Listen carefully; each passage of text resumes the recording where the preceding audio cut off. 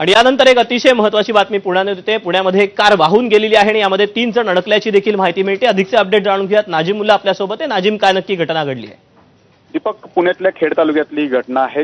टोकेवाडी या ठिकाणचे जे भीमा नदीवरचं पूल होतं, त्या पुलावरून पाणी या ठिकाणी वाहत होतं। पूल अतिशय नदीला लागून आहे, तरीही हे पाणी दिसत असताना कार चालकाने त्यामध्ये वाहन घालण्याचा प्रयत्न केला। त्यामध्ये 3 जण होते आणि कार जी आहे ती वाहून या ठिकाणी गेलेली आहे। 3 जण त्यामध्ये अडकले होते, मात्र स्थानिक नागरिकांकडून त्यांना वाचवण्याचे या ठिकाणी प्रयत्न सुरू आहेत आणि त्या 3 वाचवण्यात यश येईल अशा प्रकारची परिस्थिती त्या ठिकाणी आहे। कारण पाणी मधून कार वर या ठिकाणी आपल्याला दिसून येत आहे या दृश्यामधून। परंतु अशा प्रकारे जर पाणी पुलावरून वाहत असेल आणि रस्त्यावरून वाहत असेल तर कार चालकांनी अशा वाहत्या पाण्यामध्ये कार घालू नये, हे यातून पुन्हा एकदा स्पष्ट झालेलं आहे। दीपक, नक्कीच नाजिम, धन्यवाद दिलेल्या सविस्तर माहितीबद्दल। अधिकचे अपडेट जाणून घेतच राहू।